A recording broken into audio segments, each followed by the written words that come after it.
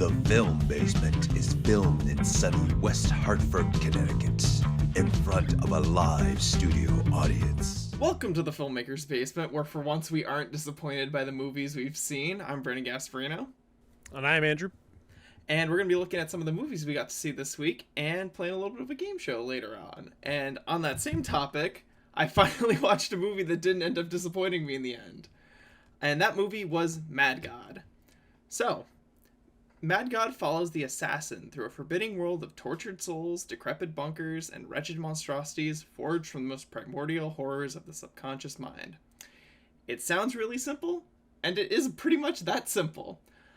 So what really drew me into watching this movie originally is the fact that it's a stop-motion animation movie, and a very visually impressive stop-motion animation movie at that, especially from the trailer. Like, a lot of the shots from the trailer they popped out to me a lot. And that's the main draw of the movie. It's a very visually stunning movie. It kind of comes at the cost of a story, because there really isn't a solid story that you follow throughout the movie, but I think this is one of the few cases where that's very fine. Like, I don't think this movie needed a story. And I am over-exaggerating a little bit. There is a story that we follow along with. You're following this soldier as he traverses through hell. And it's told very visually. Like, you get a lot of cues from his, like, body language and things he's looking at, like, what's going on in his head, which is really good, but there isn't, like, much of an overarching story besides this soldier needs to drop off this bomb for some reason. You don't really know why, he just kind of needs to do it. So yeah, like I was saying, it's one of the most visually striking movies I've ever seen. Like, it seems like a technical masterpiece, because they do a lot with the stop motion itself, but they also fuse it with live action moments, which aren't exactly my favorite. I think it's more of a stylistic choice in this case, but like, it does work on some level. It feels like they mesh together rather well into a very grotesque, very disturbing way at a lot of times. And that's kind of the whole vibe of this movie. Very grotesque, horrifying, all while remaining like visually very stunning. And I don't think there's any better example of this in the movie than the opening scene itself. Basically, you're watching this soldier descend in like this kind of pod, almost like he's dropping down from space, being lowered very slowly down through the pits of hell, getting attacked, getting mobbed by monsters, all this kind of stuff. And it's very simple. It's a very nice, easy 3 to 4 minute scene. But, oh my god, the visuals are legitimately amazing and impressive. Like, the detail that went into making some of these huge models, mind you. Like, the pod itself, it must have been very small. The sets in comparison are gigantic. I might actually show a couple examples of this, because they're in the trailer. Like, they're huge compared to the pod, and they're so intricate. Like, they must have taken, like, hours, days to make, just for a 5-second shot of this little pod dropping through them. Like, this whole movie seems like it's a love letter to stop motion and, like, what it can accomplish and how it can make you feel. Because this movie does a really good job of playing around with, like, scale, which is another one of the things, what makes it, like, very visually impressive. There are times where the soldier himself feels massive. Like, he feels like a literal giant towering, like, stories above these other smaller characters in the scene. And then there are other times where he feels as small as an ant, as, like, tanks drive by him and you can tell he's, like, as big as a screw on that tank. Or there are massive, like, temples, essentially, where he is but a doll walking through them. But it never feels, like, off. Like, it never feels like this is wrong and, like, that, like, this shouldn't be possible. It's like, oh, wow, I can really feel this character in this world right now, on account of how well it's been made. There's another scene later on. This is, again, I should have prefaced this by saying this is a horror movie, and a particularly grotesque one at that. There's this scene later on, I'm not going to be showing this, where there are essentially these large men in electric chairs being killed, and you watch as this tiny little doll soldier walks by them as these massive beings tower over them being electrocuted. He's just walking on by, doing his thing, taking in the scenery.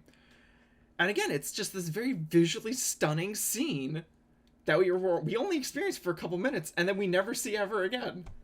Like, so much thought and care goes into making these tiny little vignettes as the soldier walks through this world. There's another one later on where this dude is essentially traveling through this, like, destroyed city being ruled by, like, this weird like demon that speaks in a baby's voice but is like controlling these creatures, terrorizing the citizens of this town. And you just kind of like are watching this horrifying image as this baby is like talking at you and doing these horrible things. And then there's another good little scene that comes with this where the soldier encounters this child figure almost. And you can kind of tell the gears are turning in its head as to whether or not it should take him with it. Because he knows if he leaves this kid here, like, it's going to die. Like, one of these monsters is going to come along and kill it. And you can watch as he tries to make the decision for a minute or two, like, is this worth risking my own life for, my own mission for? And eventually he decides it's not, and the kid ends up dying as he goes off into another hellscape. And it's just a lot of scenes like that. I will say there was more live action than I was expecting. I think the movie shines the best when it's the stop motion following the soldier, because he's a really good perspective for this world. Because again, you get a good idea of the scale of like the world compared to him, and additionally you get to see all these kind of like weird events taking place through his eyes. So I would say it's much stronger in those scenes as opposed to the ones with the live action people in it. They felt a bit weaker, but still good overall. And that kind of is going to dive into who I think should see this movie, because like I've been saying, it's a very grotesque horror movie. I saw it with 2 other people who were interested in seeing it at the time. Mm-hmm. And I would say if they were not seeing it with me, it would be a much harder watch to get through. Because there's a lot of very tough imagery that comes up. Just a lot of tough imagery. So I'd say, like, if you have a really strong constitution, you know you can handle, like, grotesque stuff and challenging imagery, it's an amazing horror movie. Like, there are so many, like, weird, horrifying creatures put into horrible situations. Like, there's so much imagination that went into this movie. Additionally, people who like stop motion, if you have a good constitution and you like stop motion, like I've been saying, it's one of the most intricate, well-made stop motion films I have ever seen. And I love stop motion. Like, I've seen so many of them. It just blows all the other ones out of the water.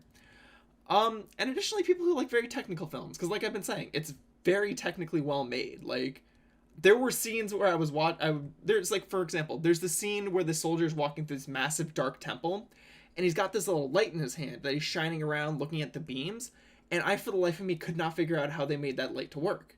Because, like, how do you make that? Because the way he was flowing worked so well with the stop motion, but, like, me trying to figure that out on, like, a visual level, I was like, well, if they're taking pictures of this, making adjustments, moving it back in, like, that cannot come out as cleanly as that. They have to be doing something else here.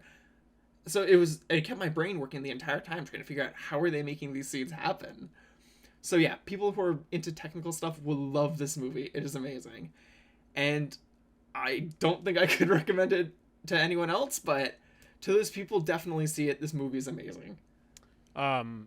It's a very obscure film because I didn't see any like movie theater around me playing it. So if people want to go see it, where would they go see it? Because you said you went out and saw it with people. Did you watch it at someone's house or at home or? So we watched it at my house. It was thankfully streaming through a virtual film festival. Unfortunately, the week has come up for that film festival. Mm-hmm. If you go to the Mad God Instagram, they've been posting a bunch of places like where it's playing, so you can definitely find something through there. This is Brandon here in post. The Instagram account to go see Mad God is at Tippett Studios. That is at Tippett Studio. Is it like on demand streaming, or like they're posting places where you can go watch it? It's not on demand streaming yet, which is unfortunate, and I think is a big strike against the movie at the moment. But I will say, as someone who watched it, it was definitely worth my $15 to see it. It was, again, very good. It's very well made. But right now it's just playing at film festivals. I've been checking their website to see if they have any updates as to whether or not it's going to be coming out, like, having a release of some kind, and it doesn't seem like they have any plans for that as of yet. So it sounds like, after the last few movies you've seen, definitely one that I guess you enjoyed. So this was extremely refreshing. More so, I guess, for the technical aspect of it. Yeah, because that's probably why I would watch, because I have no interest in like the gore element or like a story element to it. But the technical aspect of it being stop motion is intriguing because I don't know if you watched the movie Isle of Dogs. Yes. That was good. It was good. That one was good. I mean, it's not like a masterpiece or anything, but it's a stop motion movie. I'm blanking on who made it. Oh, it's the Wes Anderson, I think, right? Was it Wes Anderson? It might have been. I don't think that's right. Let's see. It was one of those like bougie directors. What's his name?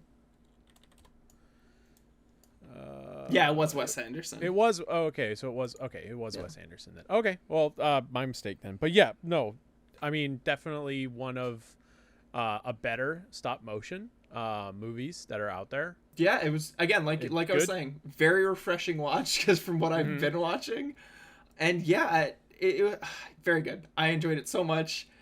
Such a good movie. Please see it if you have the chance to. Anyone listening to this out there. Oh my god, it was so good.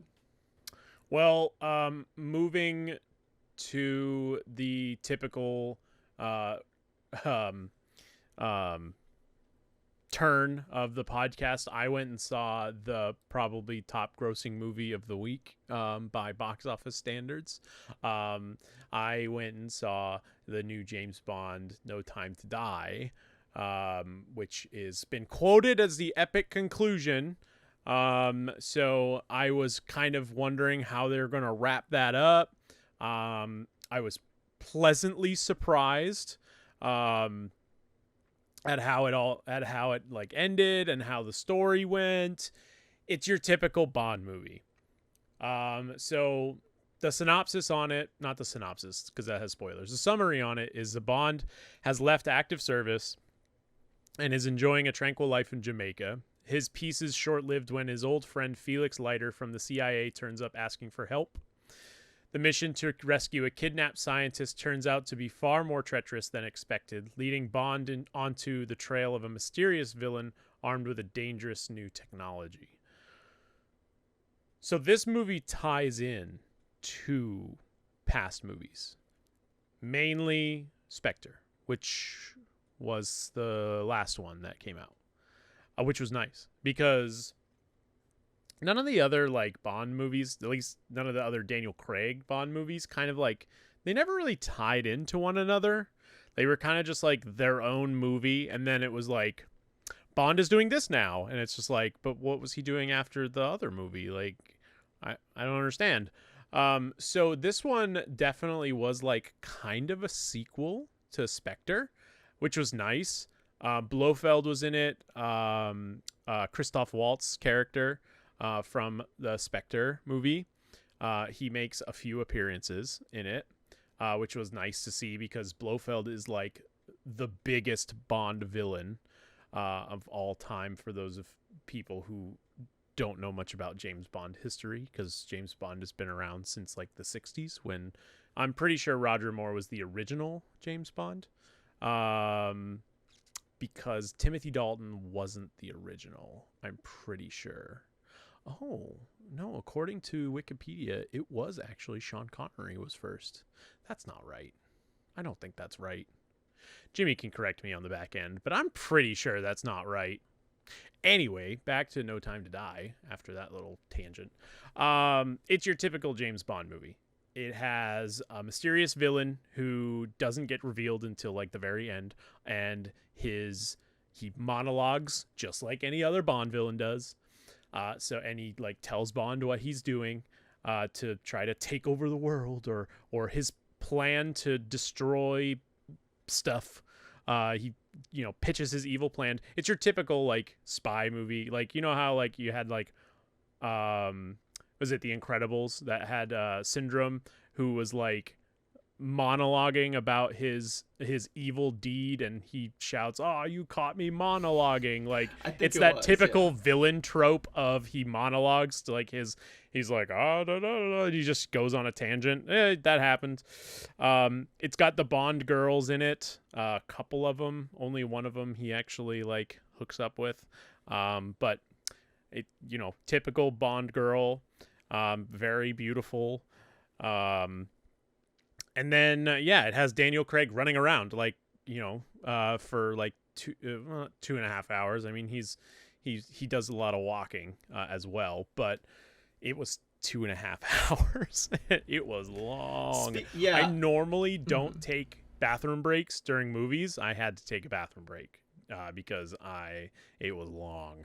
So on that topic, do you think the 2.5 hours was worth it, or do you think there was a little too long? Okay. No, it was because last week was it last week that I went and saw Venom? Yes, it would have been last week's. Oh, so I think I did post last week's episode. Anyway, you're so open. If I did, I did. If I didn't, whatever. Last week, I'm pretty sure last week I saw Venom, and I was saying that it could be longer. It was only 90 minutes, and I was like, I wish it had like an extra half hour, 40 minutes. This one was perfect. It was the perfect way to end Daniel Craig's career as James Bond. It was his 5th movie. And something that we didn't realize when we went and saw it, me and my friend, he's been playing James Bond since 2005, which was when Casino Royale came out. Because that's when the first Daniel Craig Bond came out, was 2005. And then it was 2008, Quantum of Solace, 2011, Skyfall, and 2015, Spectre. And then 2021 was No Time to Die. But, like I said, typical Bond movie. It starts off, with the villain, kind of like a little backstory with the villain. And then it goes into James Bond, what he's doing now, and then it cuts to like 5 years later, like after he has a little run-in with Spectre. And then it cuts to 5 years later, and that's when he's kind of in his little hiatus, and everyone thinks he's dead, but he's actually in retirement. And, the CIA finds him, and the English government doesn't want him involved in the mission because there's a new 007 now, and she's female and African-American, which, whatever. Like, I don't think she's taking over the role completely. Yeah, so overall, from what I'm hearing, it sounds like it was a very safe, by-the-books James Bond movie, but in in the way you want it to be. Yep, so it got, according to IMDb, it got like a 7.2, I think, out of 10. So, I mean, not the best, but I don't know if I've ever really seen movies up in that 8-9 echelon, unless they're like really obscure movies that the critics really love. Yeah. I'm kind of curious to see what Rotten Tomatoes gave it. And according to that, the critics loved it. So, and usually when that means the critics loved it, the audience didn't, but they both said yes. So it's got an 84 on Fresh on the tomato meter and an 88% audience score. So it was a better Bond movie than other ones. So like Casino Royale, probably still my favorite because it's the original Daniel Craig one. Quantum of Solace, terrible movie. Don't go watch that movie. It's awful. I hate it. You can skip it. Skyfall, safe, good, M dies, so like it's got that good thing. I liked Spectre a lot because it finally introduced Blofeld to the current James Bond like fandom, rather than like from like the 60s, 70s, 80s when he was around. And then this one obviously is kind of up in that same echelon as Spectre. Like it has Blofeld in it, but he's not the main villain. The main villain is a guy who he basically he's his own guy. He doesn't associate with Spectre. He doesn't associate with any other terrorist group. He's kind of just his own guy, his lone wolf kind of guy, but he does have followers, so he's not doing everything on his own. And he's played by Rami Malek, which I really liked. He played a really good role in this. Rami Malek is a great actor. Who played Freddie Mercury in the Bohemian Rhapsody. He was in that robot movie. Not movie, TV show, Mr. Robot. He was the main character from that. So my friend or my roommate walked out of the movie and said he couldn't get behind Rami Malek as the villain. And I was like, I thought he did really good because he was a very sinister kind of like he wants to help, but he also wants to like really hurt the people that's trying to hurt him. And it was really like oh, it's like you want to hate the guy, but then you want to feel bad for him kind of feelings. It's a sign of good writing, good acting, very good, well delivered role. So just out of curiosity, because this is the finale for Daniel Craig and his role as James Bond.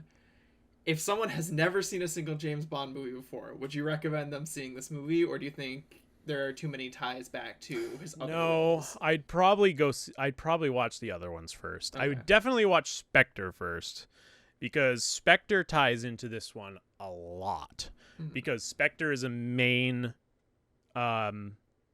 antagonist in this movie as well. So like Spectre is the main antagonist, and then you have the other guy who's played by Rami Malek. They're both in the movie.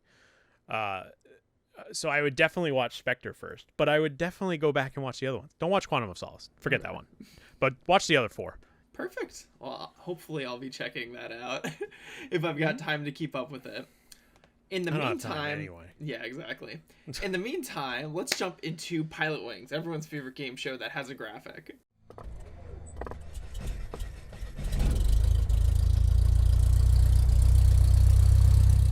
So, Andrew, you've played this game before, but for those who haven't, Pilot Wings is a game show where I pitch Andrew some log lines for potential show pilots, and he has to guess whether they are real or if I made them up. 2 of the log lines that I'm going to pitch him are real. One of them is one of the ones I made up. So, number 1. This office comedy follows the hilarious, messy, and sometimes sweet lives of the dairy specialists at Great Lakes Cheeses. 2.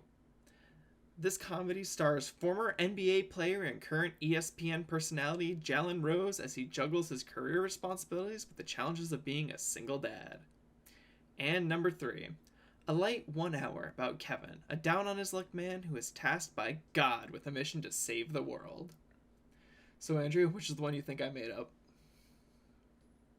So, C sounds a lot like that show about a guy who becomes friends with God on Facebook. I don't know if it's that show. Okay. I also don't know if you know much about sports to know who Jalen Rose is. Mm-hmm. Or if you kind of just looked up ESPN personalities. I'm fairly confident Jalen Rose still plays in the NBA, though. Mm-hmm. And I've never heard anything about an office comedy about Wisconsin and cheese. Like, it couldn't be in Wisconsin, but, Great Lakes. When I think Great Lakes and cheese, I'm thinking Wisconsin. Mm-hmm. Wisconsin's along the Great Lakes area, if I recall. Yeah, it's along Superior. Yeah. But, so...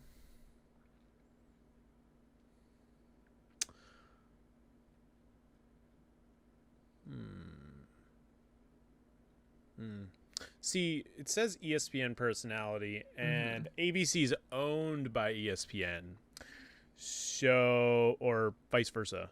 I'm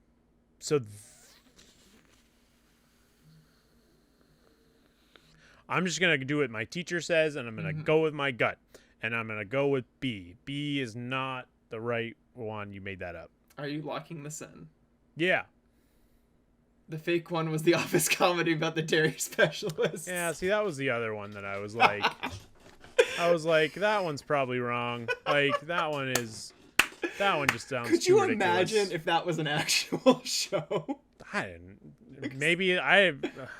don't know. Maybe it was pitched. I thought it was pitched and then it just didn't get picked up. That's fair. I could see this as being like, we're trying to make The Office, but about dairy. I'm fairly confident Jalen Rose still plays in the NBA. He's a current player. I don't know, but the show would have been called Jalen versus Everyone, but it was passed over. And the one about Kevin was called The Gospel of Kevin, and that one actually did get a season. So maybe that's what you were thinking of.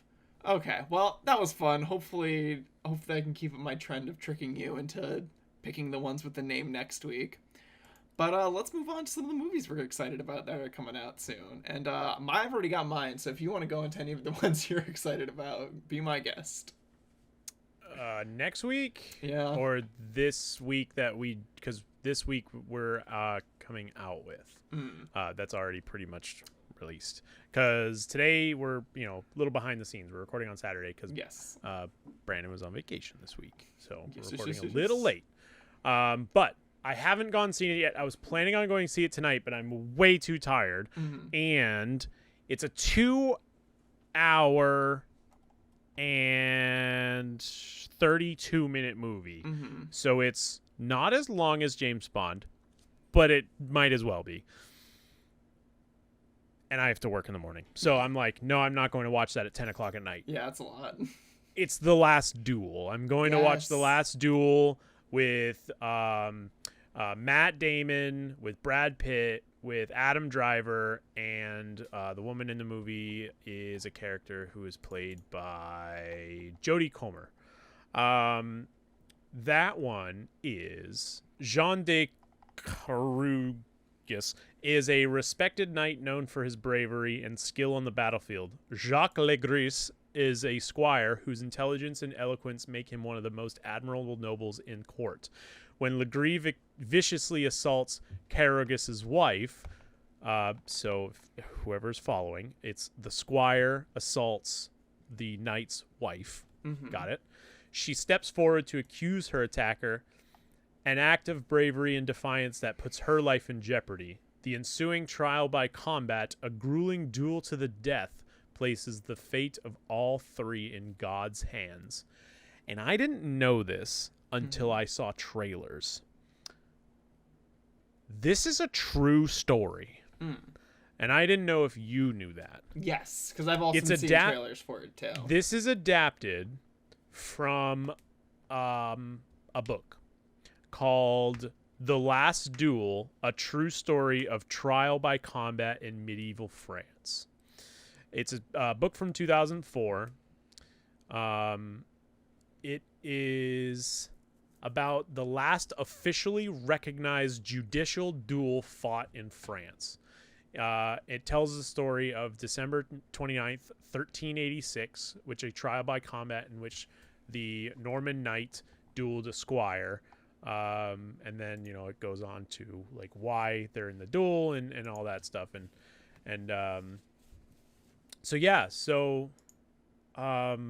It's interesting. I don't want to read any more of that Wikipedia page because it might spoil the movie. Yeah, fair. I definitely want to go see it. Matt Damon plays Jean de Carouges. Adam Driver plays Jacques Legris. So Adam Driver, villain, and Matt Damon, protagonist. And Jodie Comer obviously plays Matt Damon's wife. And then Ben Affleck, for some reason, plays King Charles. And I didn't know that was his role, but that's interesting. Sure. It's also a film made by Ridley Scott, which Ridley Scott, very well-known technical director. Yeah. Did little known movie called Aliens. Yeah, Alien. I wanna say 2001. No, I don't think that was not him. Was that not Ridley Scott? No. I should know who this is. Stanley Kubrick. Yes, that's Stanley Kubrick. That was Stanley Kubrick. Yeah. God, I get my. So yeah, anyway, Ridley Scott, Alien, Blade Runner, others. Prolific director. He's a very, very prolific director. Yeah. Up there with Steven Spielberg and George Lucas and Stanley Kubrick. So I am probably going to go see that. Probably Thursday afternoon. I'll probably go watch it, and then we can talk about it on Thursday evening. Yeah, actually, I'm going to need to talk to you about that because I'm realizing I'm probably going to need to move it to Friday. I don't remember what I had planned for Thursday. Oh, no. I know what I have planned for Thursday, and that's seeing the movie I'm going to see this week, Dune, because it's releasing this Thursday. Fair enough. And I'm going to try to get tickets to see it because, oh my God, I've never been more this rivals Mad God, and I am excited for this freaking movie.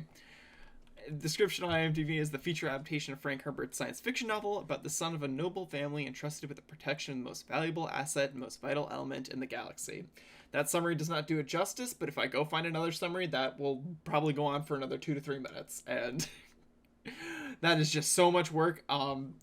Just go see Dune if you're gonna see it. Any movie this week, it's amazing. And on that note, thank you guys for listening to Filmmakers Basement. Andrew, I think you have something to plug. Yeah, so Sports and Nonsense, we're back in on it.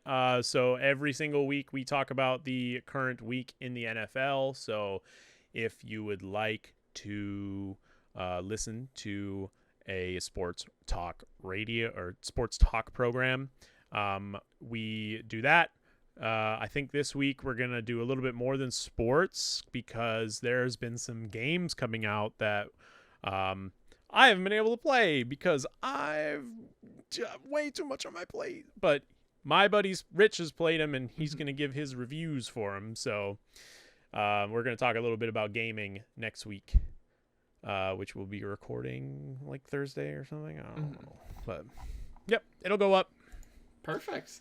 And as for me, again, hunt down the Mad God Instagram account, find out where they're screening, watch this movie because it's so good and it really deserves some attention on it because, again, so visually impressive. But yeah, we'll see you guys around. Thank you for watching.